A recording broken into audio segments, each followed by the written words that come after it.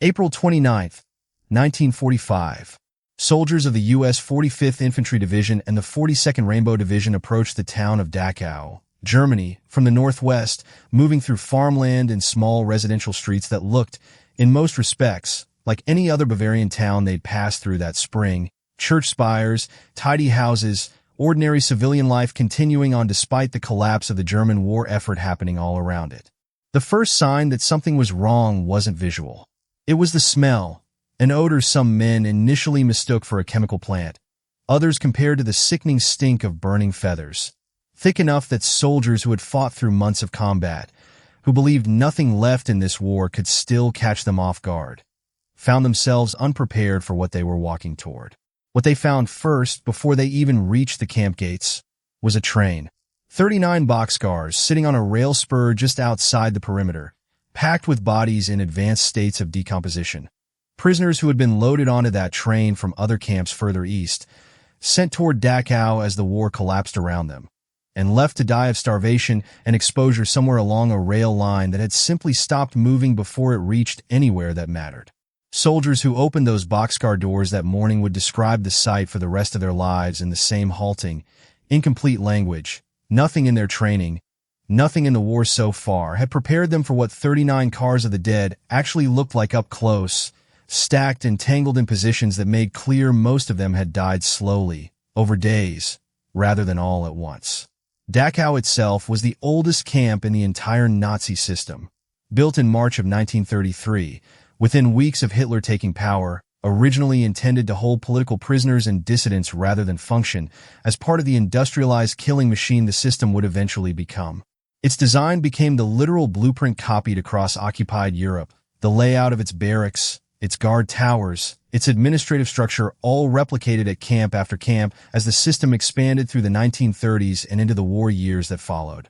Over 12 years, it evolved into something far larger and darker, a training center for SS camp guards who would go on to staff dozens of other facilities, a site of forced labor that shifted increasingly toward armaments production as the war ground on, and one of the first places where Nazi doctors used prisoners as subjects for medical experiments, testing the effects of extreme cold and altitude on the human body,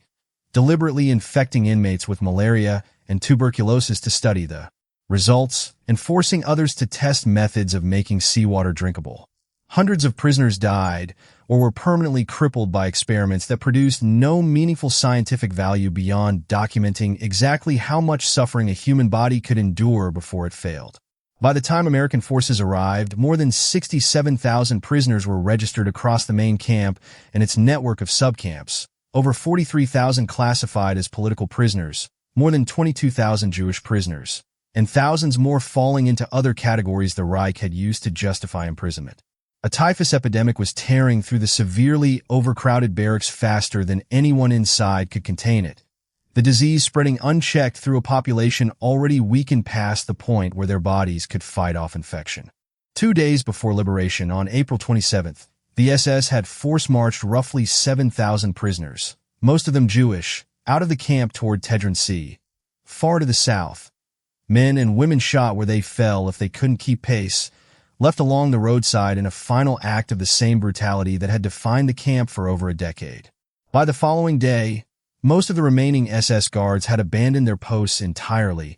understanding as clearly as the guards at every other collapsing camp that spring what their own capture would likely mean. When American troops finally reached the gates on April 29th,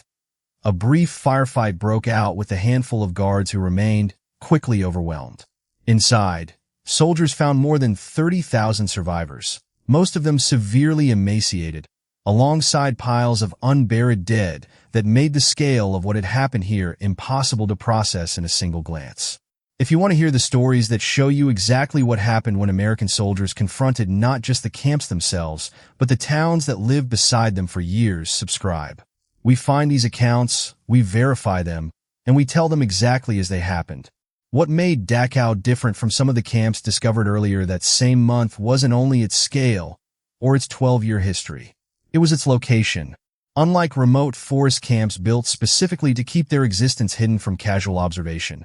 Dachau sat directly beside the town that shared its name,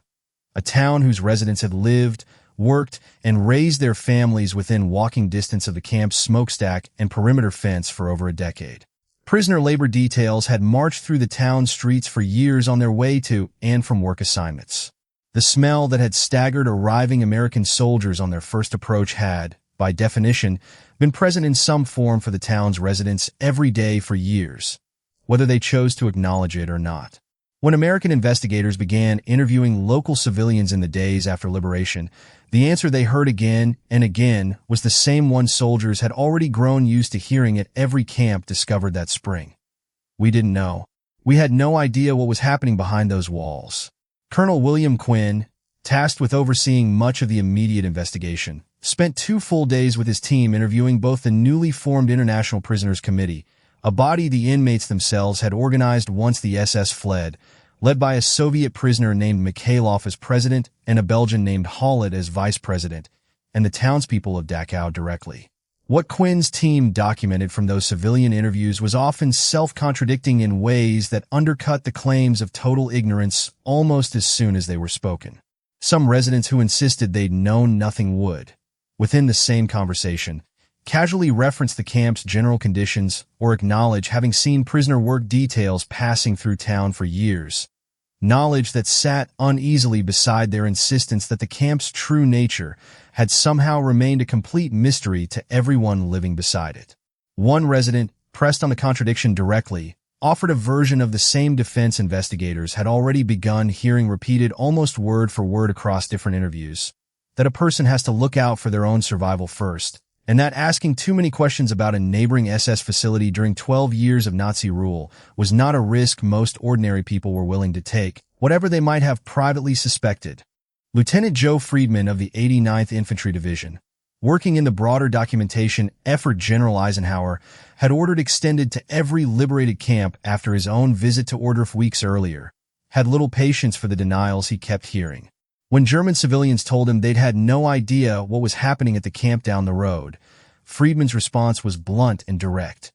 How could you not know? He wasn't alone in that reaction. Officers across multiple divisions, confronting the same claims of ignorance at camp after camp that spring, had begun responding the same way, not with theoretical arguments about complicity, but with a simple, repeated demand that civilians look directly and without looking away at exactly what had been happening in their own backyard. That demand became formal policy within days. On May 7th, as warming temperatures made the urgent burial of the unburied dead a matter of public health as much as basic decency, American soldiers requisitioned every farm wagon they could find in the area surrounding Dachau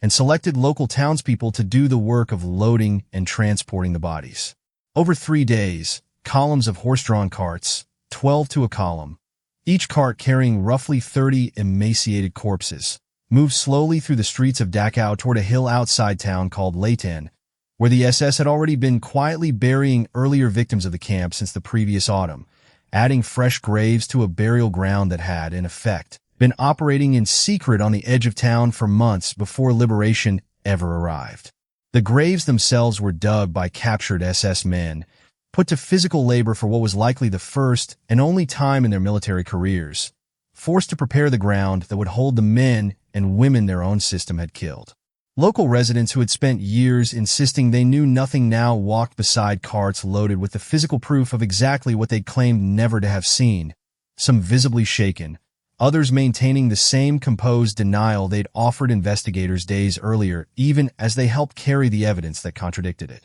When the burial work was finally finished, American officers left at least one of the soiled, blood-marked carts standing at a central point in the town itself, not hidden away, not quietly returned to its owner, but positioned deliberately as a visible, permanent reminder for anyone in Dachau who passed by it in the weeks that followed, a piece of evidence nobody in town could claim not to have seen. The broader documentation campaign Eisenhower had ordered after his own visit to Ohrdruf extended fully to Dachau in the days after its liberation. Photographs, film footage, and formal statements gathered from survivors, soldiers, and civilians alike, building toward the same goal he'd articulated explicitly at every camp his policy touched. A record complete and undeniable enough that no future argument about exaggeration or propaganda could ever fully dislodge it. Some German civilians, confronted directly with the evidence and unable to maintain a claim of total ignorance any longer, shifted their defense instead to a different,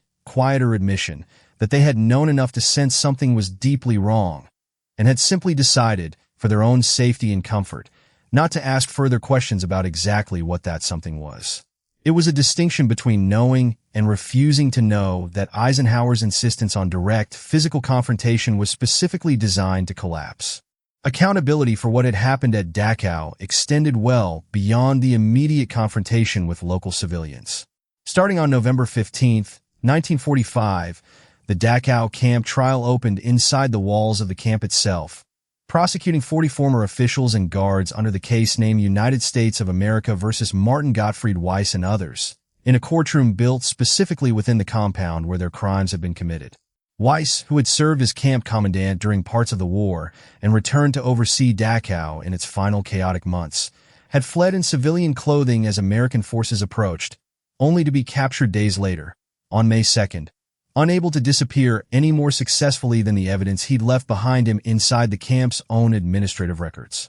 Also among the defendants was Dr. Klaus Schilling, the SS physician responsible for years of malaria experiments on prisoners who had never consented to anything done to their bodies inside that camp, a man in his 70s by the time he faced trial, whose scientific credentials had done nothing to distinguish his conduct from the guards and administrators sitting beside him in the dock. Over the course of a month, prosecutors called 70 witnesses, building a case from testimony, camp records, and physical evidence that mirrored the same approach used at Buchenwald, Nordhausen, and every other camp trial that followed the same basic model Eisenhower's documentation policy had made possible, survivors describing specific conditions and specific abuses, physical evidence recovered from the camp itself, and administrative paperwork the SS had generated and never fully managed to destroy before their own collapse. The defense called 50 witnesses of its own, attempting where possible to distinguish individual conduct from collective responsibility for a system that had operated for 12 years under multiple commandants and thousands of rotating staff.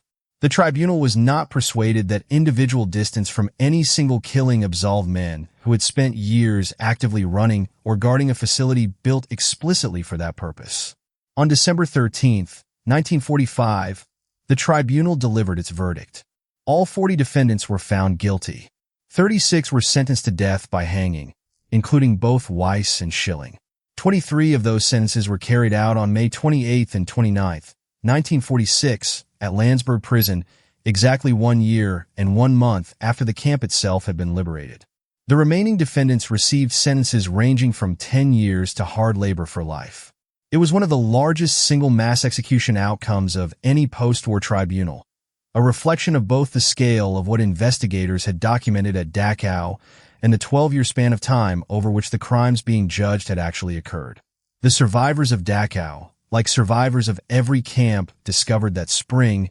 carried what they'd endured for the rest of their lives, some giving testimony not just at the 1945 trial, but in the decades of historical documentation that followed, ensuring the record built in those first chaotic weeks of liberation remained permanent rather than fading into the same convenient forgetting some of the town's own residents had initially tried to claim for themselves. The town of Dachau itself has spent the decades since grappling publicly and often uncomfortably with its own proximity to the camp that shares its name, a reckoning that in many ways began on the exact afternoon American soldiers first asked local residents to explain, in plain terms, how anyone could have lived beside that smell for 12 years and genuinely known nothing at all. Later generations of the town's residents would inherit a version of that same uncomfortable proximity, growing up in a place forever defined in the outside world by what had happened on its outskirts, whatever distance in time separated them personally from the choices their grandparents and great-grandparents had made about what to see and what to look away from. Historians who studied the post-war interviews conducted by Quinn's team noted that the range of civilian responses, from flat denial to quiet, defensive admission, mapped closely onto patterns documented at nearly every other camp liberated that spring, suggesting Dachau's experience, however uniquely close its physical proximity to the killing had been, was in some sense a distilled version of a much larger reckoning playing out across occupied Germany all at once. A memorial site stands today on the grounds of the former camp, preserving the barracks, the crematorium, and the gatehouse bearing its infamous inscription, a permanent fixture that generations of visitors, including students from the town itself, walk through every year, the direct legacy of a documentation effort that began within days of liberation and was built, deliberately and specifically, so that the questions soldiers asked in April of 1945 would never again have a plausible answer of. Simple ignorance. If stories like this one matter to you, the ones that show what it actually took to force a reckoning nobody wanted to have, subscribe and stay with us. We'll keep finding these accounts, verifying them, and telling them exactly as they happened.